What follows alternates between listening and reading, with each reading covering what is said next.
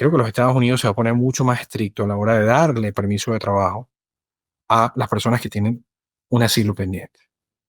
Las personas que ya lo tienen van a tener algunas dificultades renovando esos permisos de trabajo si la administración de Trump hace lo que nos ha dicho que va a hacer. Prepárate para un podcast que echa raíces en tu corazón. Echando Raíces, el podcast, donde las propiedades se mezclan con el sabor hispano y el análisis entretenido. Con Michelle Soto Y Joel Miranda Ortiz. tus guías en este auténtico viaje inmobiliario. Desde consejos para comprar tu hogar hasta historias reales que te harán reír y pensar. Cada 2 miércoles eres bienvenido a Echando Raíces, el podcast. Saludos mi gente, Joel Miranda por aquí. Saludos, Michelle Soto, y esto es Echando Raíces, el podcast.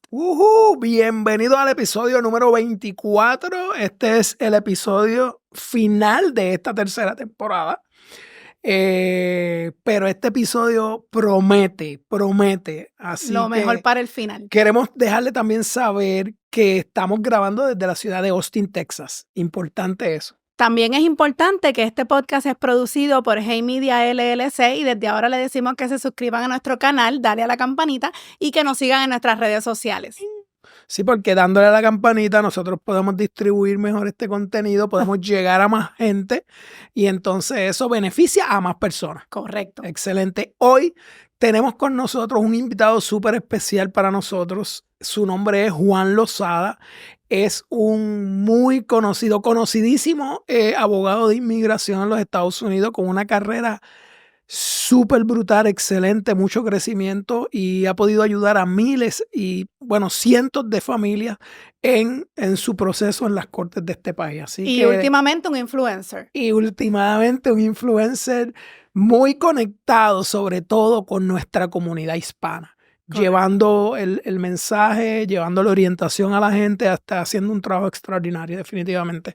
Así que, Juan, te damos la bienvenida. Gracias por aceptar la invitación de Hazel. Gracias por estar aquí con nosotros. Gracias a ustedes, Joel, Michelle, de verdad, un placer y un honor estar en este espacio. Qué bien, qué bien. La gente no lo sabe, pero Juan es amigo nuestro.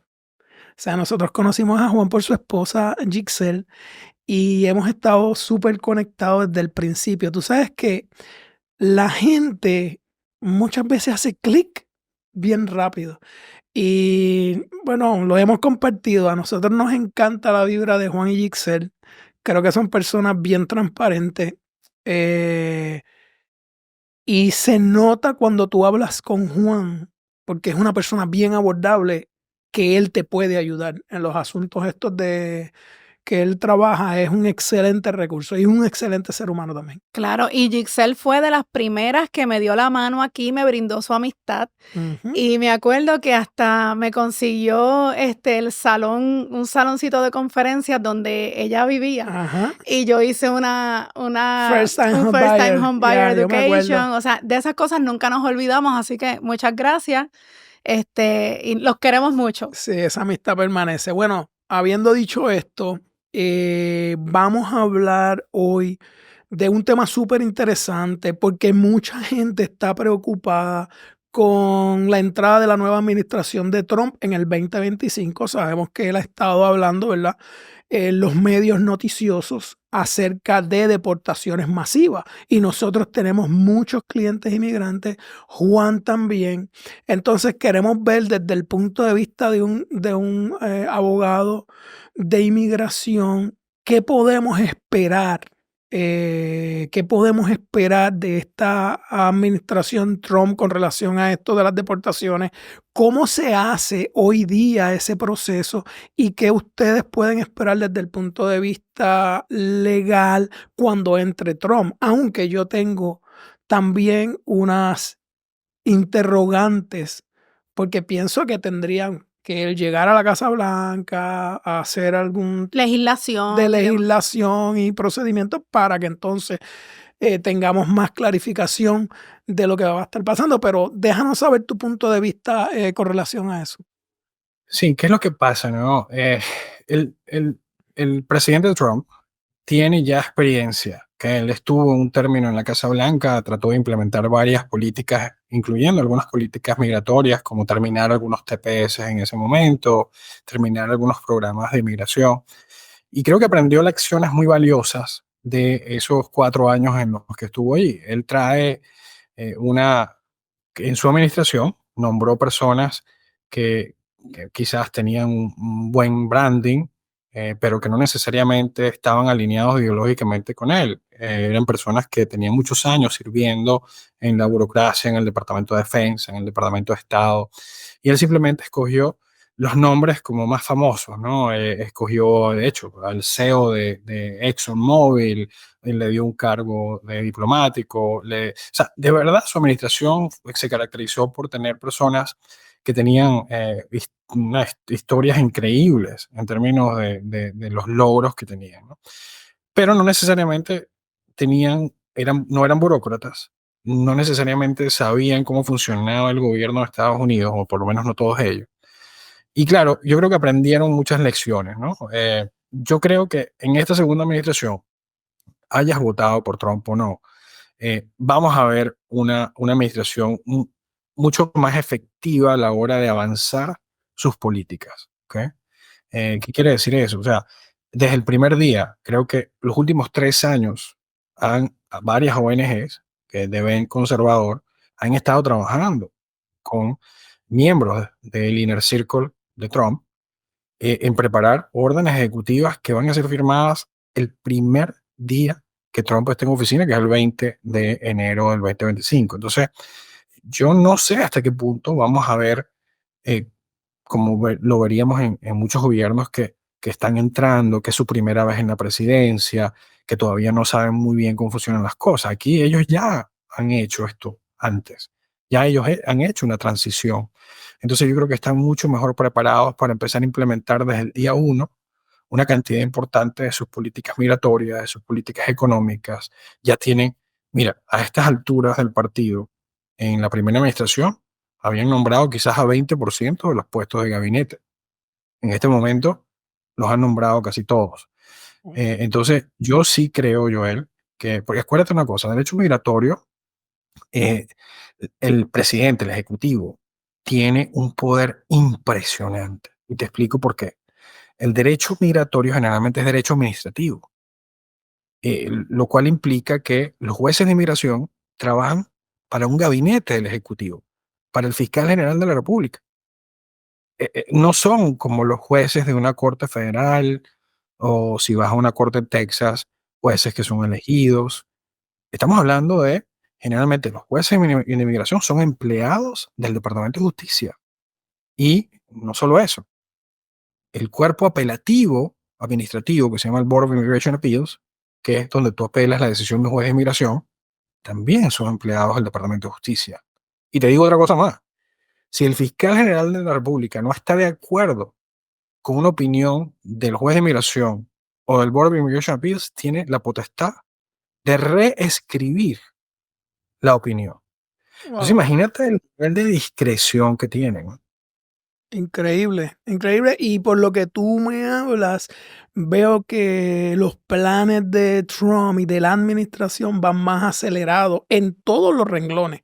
Porque como estuviste mencionando, ya él pasó por ahí, ya no va a cometer los mismos errores que de una primera presidencia, así que tenemos que estar súper informados de lo que va a estar pasando. Pero entonces me surge una duda. Cuando él habla de deportaciones masivas en base a la experiencia que usted tiene, ¿de qué se trata? ¿De personas que no tienen absolutamente ningún documento o personas que tienen su número de ITIN o que va a parar ciertos TPS, que entonces eso hace que no puedan renovarse ese tipo de permiso? Ujú. ¿Cuál sería la situación o qué esperamos? Bueno, primero es entender que ahorita estoy especulando un poquito, ¿no? Basado quizás en lo que nos ha enseñado la historia, pero la historia tiene esa particularidad, ¿no? Que no siempre necesariamente es consistente pues de verdad no sabemos exactamente qué es lo que él va a terminar haciendo, pero sí te podemos indagar algunas cosas basadas en declaraciones que ha dado él y que han dado personas cercanas a él, que no solo durante la campaña, pero una vez que ya se supo que iba a ser presidente. Para responder puntualmente en la pregunta de Michelle, las personas que están más vulnerables en este momento son personas que tienen ya órdenes finales de deportación. Hay más de 1 millón de personas, de los 11 millones de inmigrantes en Estados Unidos, que ya tienen una orden final de deportación, que fueron a una corte de inmigración, perdieron su caso o simplemente se les olvidó o no supieron que tenían corte y no se aparecieron y les emitieron una deportación. Estas personas, en algunas instancias, no se les pudo deportar a su país de origen, porque su país de origen no estaba aceptando a sus ciudadanos. Entonces, Mm. Venezuela, di- claro, en Estados Unidos tuvieron una orden final de deportación, no lo podías deportar a Venezuela porque Venezuela no te lo aceptaba. Entonces, ¿qué es lo que hizo Trump durante la primera administración? Empezó a firmar tratados bilaterales para que otros países, Panamá, República Dominicana, Guatemala, el mismo México, empezara a recibir a ciudadanos que no eran de ahí, porque los países originales no los aceptaban. Entonces, claro, lo que se está conversando ahorita es que los más vulnerables a ser deportados en este momento son las personas que tienen órdenes finales de deportación, ¿ok? Que son ese millón de personas de las que yo hablo. Yo creo que van a haber categorías. Las personas que entren a los Estados Unidos en situación irregular, ¿ok? Entren por la frontera. Se espera que, basado en un acuerdo entre Texas y el gobierno federal, se habiliten casi 14.000 hectáreas, ¿ok? Acres más bien, de tierras que están muy cerca de la frontera, que el estado de Texas ha puesto a la disposición de la administración de Trump para que se comiencen a construir centros de detención para aquellas personas que entran por la frontera. ¿Para qué? Para que estas personas jamás puedan simplemente salir y esperar sus procesos desde afuera, sino más bien no haya ese incentivo de entrar a los Estados Unidos, porque si entras, te van a poner en un centro de detención ahí mismo en la frontera y van a hacer todo lo humanamente posible para hacer muy difícil tu proceso, para que eventualmente termines deportado y sin la habilidad de poderte quedar aquí en los Estados Unidos mientras se decide tu caso. Entonces, las personas que quizás menos vulnerables van a estar son las personas que todavía tienen procesos pendientes, tienen un permiso de trabajo y tienen casos legítimos. ¿Qué es lo que ha pasado, Michelle? Por muchísimo tiempo había un incentivo de meter, por ejemplo, un caso de asilo, así no tuviera fundamento para el caso de asilo. ¿Por qué? Porque como se iba a tardar 8 o 9 años en que se decidiera el caso, había un incentivo a que, bueno, esos 8 años tengo un permiso de trabajo, si me lo niegan, me lo niegan, apelo si entré con visa a una corte de inmigración y para cuando me toque una orden de deportación ya ha pasado 12 años. ¿Ok? ¿Qué es lo que yo creo que va a pasar? Creo que los Estados Unidos se va a poner mucho más estricto a la hora de darle permiso de trabajo a las personas que tienen un asilo pendiente. Las personas que ya lo tienen van a tener algunas dificultades renovando su permiso de trabajo si la administración de Trump hace lo que nos ha dicho que va a hacer. ¿Ok? Entonces, hay varios temas ahí, ¿no? Entonces, una persona que tiene TPS tiene que estar preocupada. La segunda ola de venezolanos que recibieron TPS, ¿ok? Se les expira el TPS en abril del año 2025.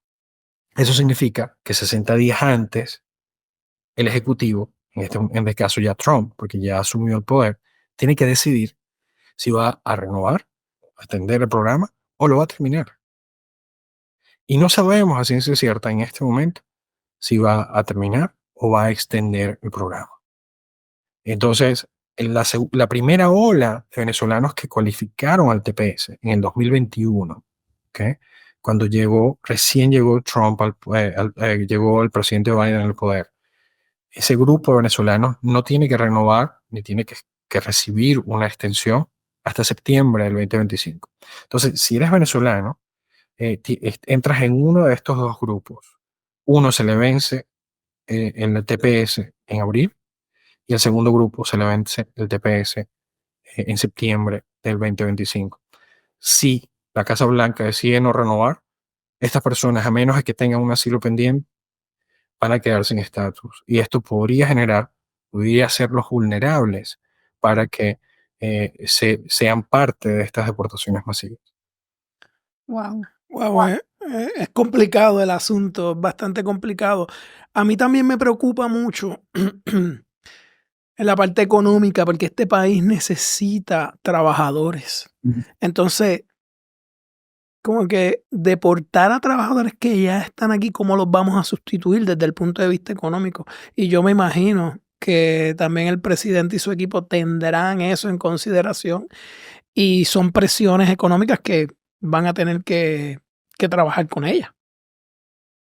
Ciertamente. Y en términos, nosotros como agentes de bienes raíces, vamos a decir que hay gente en la comunidad que le dan una orden de deportación, eh, que ellos pudieran hacer para proteger ese activo que tienen aquí en Estados Unidos o qué tiempo le dan para hacer un trámite, porque, por ejemplo, yo sé que si usamos a Venezuela de ejemplo, tengo entendido que no se pueden hacer, como decir, un poder porque no hay embajada de los Estados Unidos allá.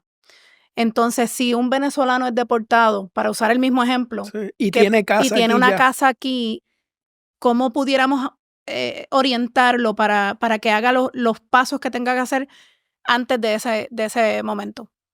Excelente, excelente pregunta, Michelle. Y creo que gran parte de lo que tiene que pasar en los próximos 6 meses es este tema de buscar un abogado de manera preventiva y no reactiva.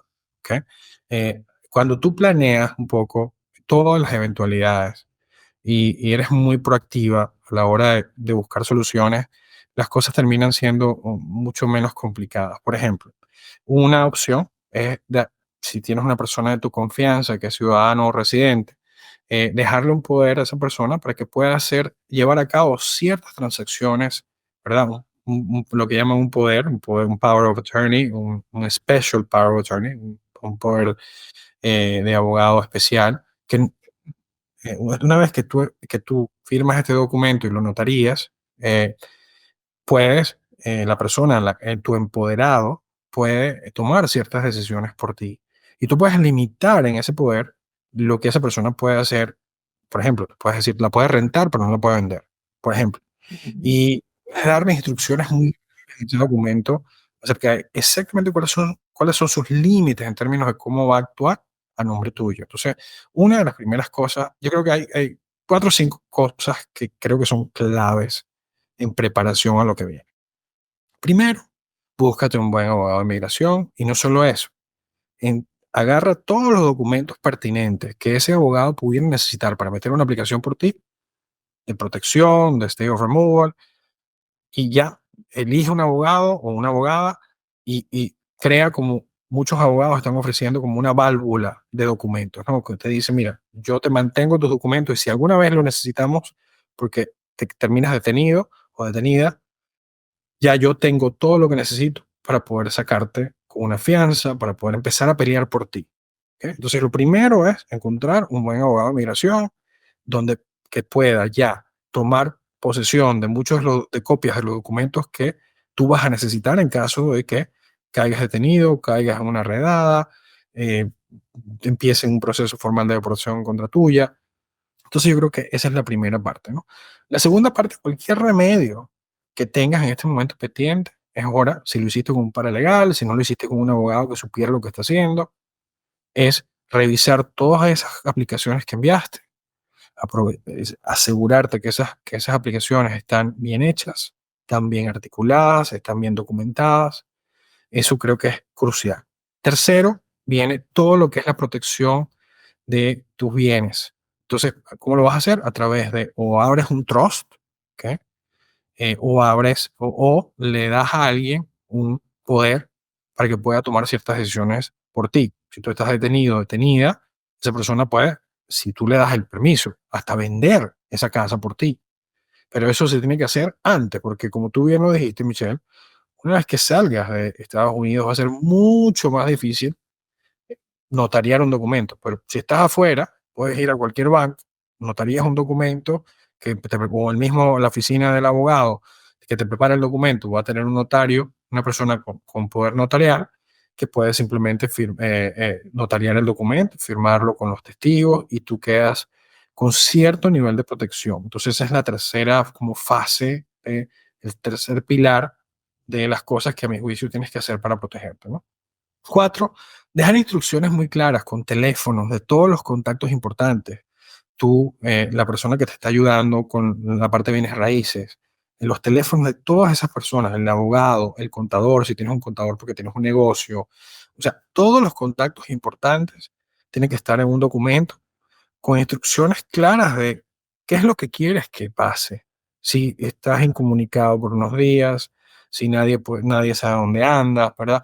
Y ya tú dejes, si esto pasa, quiero que la persona que estoy dejando con el poder haga A, B, C y D. ¿Ok? De esa manera tú puedes ya empezar a plantear cómo resolver la situación en la que estés sin tener que en ese momento ahora tener que acordarte cuál es el número de esta persona y aquel y tener que llamar acá y allá. Y finalmente empezar a entender que pues no sabemos todavía lo que va a pasar. Lo que sí sabemos es que probablemente estos 4 años van a ser diferentes a los 4 años anteriores. Tenemos políticas y una visión del mundo un poquito diferente. Y vamos a ver diferencias. El público norteamericano, la mayoría del público norteamericano, votó por un cambio de lo que había. Y le guste o no, esa es una realidad que no vamos a poder evadir. Y si ese es el caso, lo que hay que hacer es simplemente entender que no podemos cambiar el mundo como es, sino que tenemos que aceptarlo, no como nos gustaría que fuera, sino como es, y prepararnos para ese mundo que ahora vamos a tener que de alguna manera confrontar eh, y de nuevo, y que podamos hacerlo de la mejor manera si planeamos, ¿no? Excelente. Oye, me encantaron todos esos Correcto. consejos y quiero reforzar cuando usted explica que los poderes son específicos, en compra y venta de casas tienen que ser bien específicos. He visto casos donde los poderes no sirven, así que asegúrese que haga el poder con una persona que lo haga bien, con un abogado, con definitivamente. Juan o con alguien No, parecido a Juan.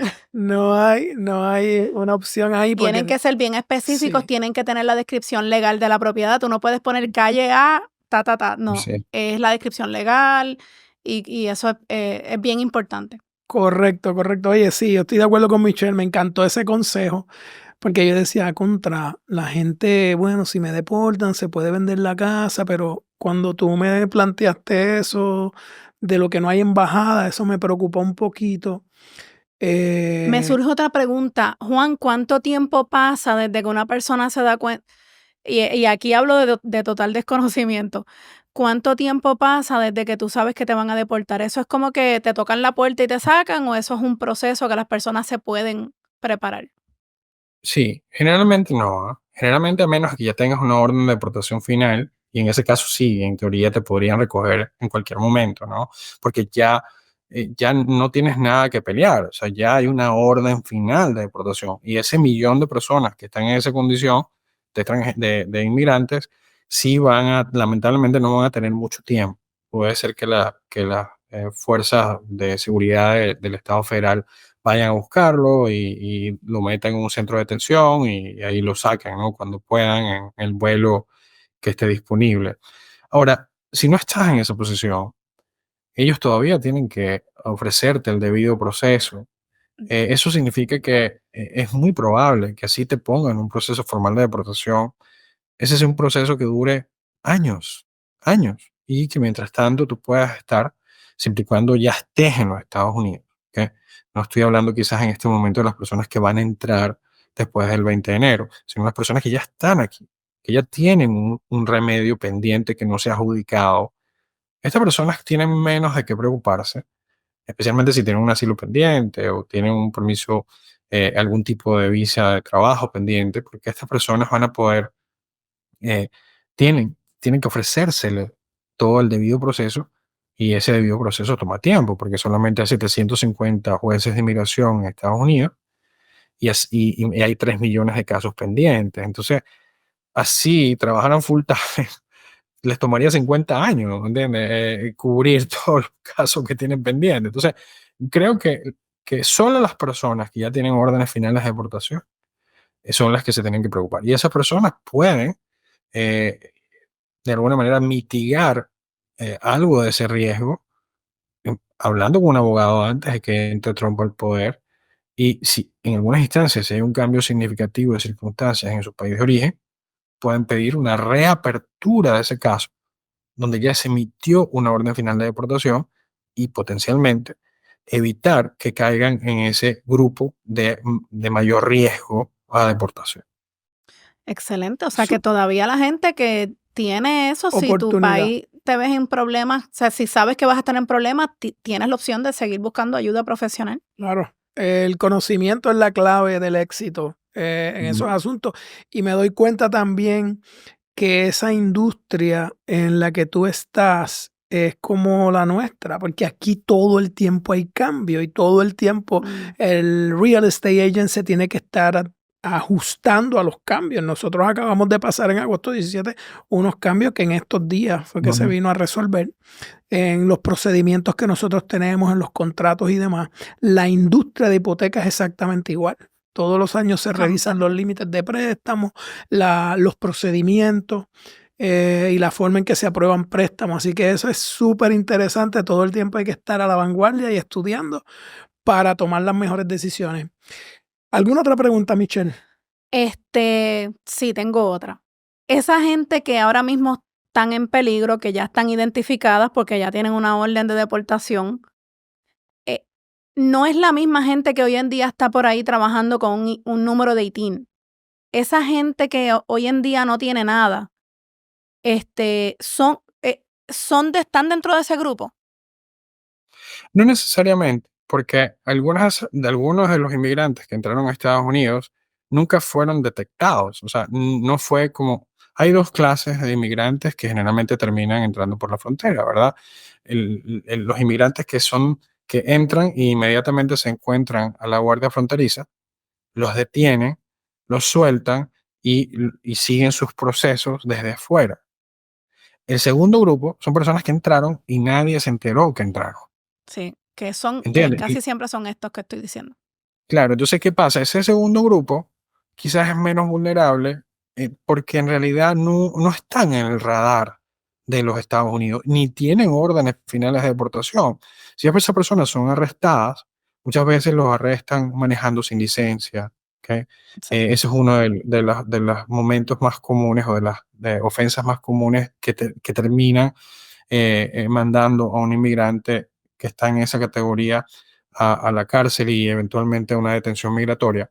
Esa persona por lo menos califica para poder salir con fianza, especialmente si nunca se ha metido en problemas, ¿no? Entonces, esa persona no tiene un proceso formal de deportación. Una vez que lo detecten, pueden comenzar ese proceso, pero de ahí a que lleven a cabo la deportación final, pudieran pasar años. Entonces, no, interesantemente, las personas que nunca fueron detectadas y que solamente entran en el radar de inmigración por una violación como estas personas probablemente están menos vulnerables que este grupo de 1 millón de personas que ya tienen una orden final de deportación porque los detectaron al entrar, los pusieron en proceso, esos procesos terminaron en deportaciones finales y por ende, pues ya bueno, a menos de que reabran el caso, están como que un poco a la merced del servicio de inmigración. Están fuera del radar. Oye, bien interesante. Sí, súper interesante, ya estamos terminando, pero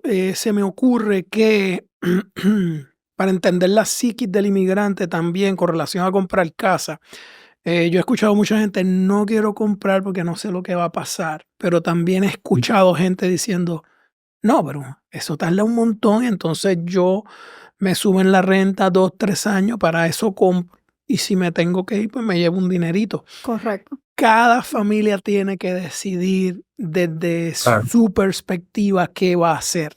¿Y qué le conviene? Pero hay soluciones y a largo plazo, ¿verdad? La historia nos enseña que cuando tú compras hoy, usualmente el real estate crece entre un 6 y un 8%, bla, bla, y entonces tú te llevarías un dinero. Pero volvemos a la primera pregunta original, orientarse. O sea, tienes que hacer las Tienes que cosas orientarse. bien desde que pisas el país que tú vas. Esa es la clave. Claro. Así que agradecemos mucho, Juan, tu orientación Vamos a pasar a otra sección ahora rapidito que se llama Echando Pa'lante, donde nosotros hablamos de emprendimiento, de finanzas, de bienes raíces. Y Vamos qué a- mejor que Exacto. tenemos a Juan Lozada, al abogado Juan Lozada, aquí para entrevistarlo. Pero antes, recuerden seguirnos en nuestras redes sociales. Este podcast es producido por Hey Media LLC y dale click en la campanita. Exacto. So, ahora vamos a conocer a Juan el individuo. Vamos a hablar un poquito más de Juan el influencer. Vamos a hablar de lo que le gusta, de lo que no le gusta, porque esos temas son importantes. Nosotros hemos visto cómo tú te has desarrollado en muy poco tiempo en una persona que llega a mucha gente a través de tu trabajo, a través de tus orientaciones. Y queremos hacerte un par de preguntas bastante sencillas, pero muy chévere. Michelle, ¿qué te parece? Claro que sí. Estamos- ¿Quién la primera, tú o yo? No, tú empiezas. Bueno, Juan, ¿qué reto cuál fue el mayor reto que tuviste cuando te decidiste a estudiar tu carrera de derecho, a formarte aquí en Estados Unidos? ¿Qué reto encontraste? O sea, ¿cuál fue tu mayor reto? Mira, el idioma sin duda. O sea, yo cuando llegué a Estados Unidos en el 97, que llegué a Austin, Texas. Yo me gradué en el 97 de high school. Wow. En realidad llegué en diciembre del 96. Acababa de cumplir 20 años, pues yo nací en noviembre del 76. Y mira, o sea, a mí yo le tenía un poco de miedo al idioma. Pero también entendía que si no me quitaba el miedo, que si no era persistente, eh, no iba a poder lograr muchísimas cosas que yo quería lograr en Estados Unidos. Entonces yo entendí desde muy temprano que el idioma para mí iba a ser la llave de muchas cosas que yo quería. Y eso me dio una fortaleza tremenda y una disciplina tremenda, porque entendiendo eso, internalizando eso, gran parte de mis energías en los primeros años en Estados Unidos fueron invertidas en trabajar para mantenerme y a mantener a mi familia en Venezuela, pero también en aprender inglés. Y creo que ese fue el primer gran reto, ¿no? Llego a la escuela de Derecho después de haber estado viviendo en Estados Unidos. Yo empiezo la escuela de Derecho en el 2001. Tenía, imagínate, había llegado casi en el 97, porque ya era finales del 96. Tenía 97, 98, 99, 2000 y la mitad del 2000, o sea, 4 años y medio, tratando durísimo de poder aprender el inglés, y llegué a la escuela de leyes donde todo es cómo te comunicas. O sea, cada una palabra puede hacer toda la diferencia del mundo. Tienes que manejar un vocabulario completamente diferente. Yo leí esas opiniones legales 50 veces y todavía no entendía. O sea, fue muy duro el primer año porque sentía que para que me fuera igual de bien que a cualquiera de mis compañeros, yo tenía que trabajar 10 veces más duro, leer 10 veces la misma cosa que ellos leían una o dos veces. Y yo creo que nosotros como inmigrantes creo que tenemos una fortaleza y una resiliencia y un drive que nos empuja, que creo que hace que podamos hacer cosas que parecen imposibles. Y yo creo que para mí, yo me llevé eso. Qué Qué interesante. bien. Y ese súper es el interesante. miedo común de nuestra comunidad. Sí, todo el mundo tiene miedo al inglés, pero yo pienso que con el inglés empezarlo, como cualquier otra cosa. Se trabaja Empezar duro. a dar tus tropezones. Yo cometí unos errores Todavía. terribles, pero la maestra aquí me ayuda todavía, pero sigo enfrentándolo. Eso es lo más importante. Oye, cuéntame un poquito, ¿qué te inspiró a exponerte más en las redes sociales? A crear lo del cafecito migratorio, oye, Juan, esto es importante, exponerte, esto puede ser exponencial para tu negocio. Cuéntame un poquito de esa parte. Mira, yo creo que yo creo que una de las cosas que he aprendido en mi vida es que el 50 o 60% de tu éxito está ligado a la compañera que elijas, para que sea tu compañera de vida. ¿Ok? Yo creo que puedo decir sin que me quede nada por dentro que si no fuera por mi esposa, ¿ok?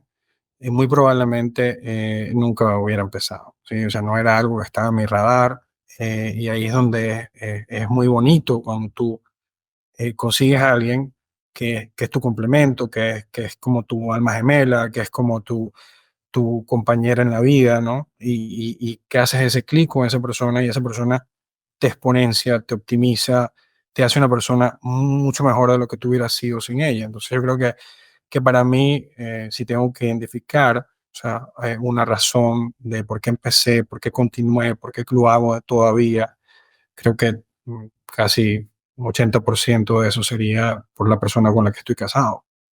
Qué bonito. Quiero añadir que mi hijo me dice, mami, la decisión financiera más importante en tu vida va a ser la pareja que tú escojas. Cierto. Y no es en el sentido como nos criaban de chiquititas, búscate a alguien con dinero, no se trata de eso. Alguien con una mentalidad que te pueda ayudar a ti a crecer. Sí. O sea, que esa es la más importante. Y Juan la acertó. Nosotros tenemos una historia similar porque yo hacía mis videitos por ahí con el viento detrás. Mira, estoy aquí en esta casa y el viento y los carros pasando. Y todavía lucho con Y- él. Pero no, yo no, tengo, no. la otra pregunta me toca a mí. Mi esposa me azota de vez en cuando y yo tengo que obedecer, pero vemos los resultados, Así es. llegamos a más gente y realmente es la manera correcta de nosotros expandir nuestros servicios a más gente a través de las redes sociales, no hay duda. Mira si ellos son una pareja tan ideal que él está en Alemania grabando y su esposa está aquí con nosotros apoyándolo. Así Excelente. que el apoyo está ahí. Oye, Juan, ¿cómo manejas en esto de las redes sociales? ¿Cómo manejas el hate? Porque a nosotros nos tiran con todo. Y me imagino que a ti ni se diga. ¿Cómo manejas esos comentarios de odio, esos comentarios que cuando tú los lees dices, pero qué tontería? Insolentes. Yo creo, bueno, dos cosas, ¿no? Una, no me siento nunca solo, ¿no? O sea, yo creo que mi esposa es una leona, entonces ella me defiende muchas veces. Y eso ayuda, porque ella de alguna manera absorbe parte de eso. Pero además yo creo que también no entiende, yo creo que también es algo que he hablado mucho con Giselle, que cuando tú estás dando una opinión, arriesgándote, poniéndote ahí enfrente de todo el mundo, es una gran responsabilidad, pero también tiene su costo y ese, o sea, tiene su precio. Y de repente, si en algún momento llegas a ser una figura pública, esto va a generar agradecimiento de muchísimas personas, pero también va a generar envidia, va a generar rabia, va a generar frustración cuando las personas quizás no están de acuerdo con tu postura.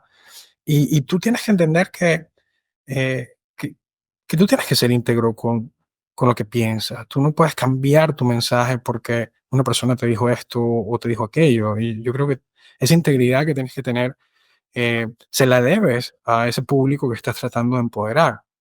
Y entonces, cuando te das cuenta que tienes un higher calling, que tu responsabilidad es hacia las personas y que tú tienes una responsabilidad también de tener thick skin, ¿no? De que tu piel se vuelva un poco más dura, porque de otra manera no puedes empoderar a la gente. Porque si cada vez que alguien te diga algo feo, tú te escondes o te sientes tan mal que no quieres hacerlo más, estás perdiendo una oportunidad extraordinaria de encontrar el sentido de tu vida y de avanzar una visión de vida significativa que te genera alegría, que te genera un propósito de vida y estás dejando que estas personas te lo quiten, ¿no? Y yo creo que es muy importante que tú te apropies de tu misión y tu visión de vida y simplemente no dejas que nadie te lo quite, ¿no? Y yo creo que ahí es donde, una vez que tú entiendes eso, las personas van a decir lo que las personas van a decir. Y bueno, en mi caso, o mi esposa les responde, o si yo les respondo, trato de también ser comedido, porque al Ujú. final del día, yo me fui de un país, mi esposa y yo nos fuimos de un país donde no existía libertad de expresión, donde todos teníamos que pensar de cierta manera si no éramos castigados. Entonces, hasta cierto punto también entiendo que las personas a veces van a diferir de mi opinión y está bien. Que no lo sepan articular, que no siempre sean muy respetuosos de la manera que lo hacen, eso ya es un tema de ellos, no es un tema, no es algo de lo que yo me tengo que preocupar, ¿no? Oye, qué bien. Qué Que na- bonita manera de verlo, y es cierto. Sí, que Cada nadie- quien tiene derecho a su opinión. Claro, y que nadie te quite tu felicidad y no te sacan de foco. Al principio nosotros contestamos algunos hates, pero después nos dimos cuenta, ¿sabes qué? Ponlo ahí lo que tú Olvídate quieras. de eso. Mira, detrás del profesional hay una persona, que es Juan. Juan, ¿qué haces para desconectarte, para tratar de salir del estrés del trabajo? Para No me digas que divertirse. no haces nada. No es fácil, no es fácil. No es fácil, yo creo que, ¿sabes por qué no es fácil? Yo creo que tanto Giselle como yo tenemos a veces dificultades con esto, porque nosotros trabajamos juntos y obviamente hacemos una vida juntos. Eh, entonces, claro, nosotros nos apasiona lo que hacemos, ¿ok? Amamos lo que hacemos. Amamos empoderar a la gente, amamos pelear por los derechos de los inmigrantes y quizás a veces cuando tú amas mucho lo que haces, te puede llevar a un territorio un poquito peligroso, porque eso implica a veces que te olvidas de que hay otra cosa. Y entonces te empiezas a enfocar, tus energías se van o se invierten de tal manera en esa misión o visión de vida que tienes, que a veces te olvidas que hay que balancear la vida, ¿no? Y que tienes que buscar otros outlets para poder mantener un balance, una salud mental, ¿verdad? Y yo creo que esto es algo que no sé hasta qué punto, especialmente como emprendedores, ¿ok? Que somos responsables de 30 familias, que si nosotros, tanto Giselle como yo, no damos todo, pues esto pudiera poner en peligro hasta la manera como las familias que trabajan para nosotros se pueden pagar sus cuentas, ¿no? Entonces, yo creo que eso, no voy a decir que eso es fácil, ni tampoco que hemos encontrado la fórmula del balance. Eh, Creo que a nivel, eh, a, a- a medida que vamos avanzando, creo que vamos a ir entendiendo cómo lograr un equilibrio mayor. Giselle hace mucho ejercicio, a veces me convence que me vaya con ella, me insiste que coma bien, está pendiente de que, bueno, de que no exagere, pero no es fácil, ¿ah? Y tienes que ser muy deliberada para poder encontrar un balance, porque no creo que sea sencillo. Pero por lo que yo he visto, a ti te gusta el outdoor, Mm, ¿cierto? Y qué yo creo bueno. que te relajas viajando también. A lo mejor él está trabajando y salió y se tomó unas fotos en la vista y regresó. Oye, pero estamos... Literalmente, Es eso, literalmente. ¿verdad que sí? Bueno, pero es una Él, manera, él porque tiene unas fotos preciosas, pero parece que el escritorio está a 3 minutos yo de sigo la a vista. Juan y yo veo los viajes y me Sí, encanta. pero él o está sea, trabajando. yo sé, pero oye, con tú ver una montaña llena de nieve o el verdor, eso te recarga Te de energía. relaja. Así que, Mira, estamos cortos de tiempo, pero queremos hacerle una última pregunta. excelente. Si le pudieras dar para atrás al tiempo, ¿qué consejo le darías al Juan que recién estaba comenzando? Bueno, consíguete a Giselle más temprano. ¡Me encanta! Qué bueno, qué bueno. ¡Qué bueno! Y qué bonito ver que ustedes han sido una pareja, ¿verdad? Que han tenido sus luchas, su desarrollo. Eso es bien bonito. Los admiramos mucho. Gracias 1.000.000 por hacer esto posible. Yo sé que esta información va a ser de mucho beneficio a mucha gente que allá afuera están súper preocupados, ¿verdad? Con el tema. Con el tema, pero volviendo al principio, lo importante es la educación y es prepararse bien. Cada familia debe tener un buen abogado como ustedes. ¿Dónde te consiguen en las redes sociales, Juan? Bueno, nosotros estamos en Instagram y en YouTube, The Law Office of YAL. También estamos en TikTok, tenemos la página web de Law Office of YAL. Creo que nada, podemos en la pared también dejar algunos de los números. Sí, la producción nos va a poner toda la información de contacto aquí. Pero no, Excelente. encantado, de verdad, me encantó estar aquí. Muchísimas gracias por la invitación, de verdad. Ustedes son extraordinarios también y me encantan lo que están haciendo, me encanta que están empoderando a la gente de la manera que lo están haciendo y de verdad me siento muy honrado de que me hayan invitado. Bueno, pues gracias, Juan. Y recuerden seguirnos en nuestras redes sociales y darle a la campanita. Excelente. Oye, gracias, Juan, por haber estado con nosotros en este episodio. Súper contento de que hayas estado aquí y queremos recordarle a nuestros amigos que este es el último episodio de esta tercera temporada. Este episodio ya mismo sale a mediados de diciembre. 18 de diciembre. Así que los estamos volviendo a ver el próximo año, 2025, para seguir llevando contenido, nuevas ideas, nuevas soluciones a todas sus, ¿verdad?, sus preocupaciones que tienen en bienes raíces y en otros temas que nosotros abordamos. Así que muchísimas gracias por este apoyo en este 2024. Pasen una súper feliz Navidad y nos estamos viendo en el 2025. Pero recuerden que el primer paso es creérselo. y si lo crees, lo creas. Bye. Bye. Llegamos al final de Echando Raíces, el podcast. Mantente conectado en todas las redes sociales y comparte. La vida es demasiado corta como para no alcanzar tus metas. Y echar raíces.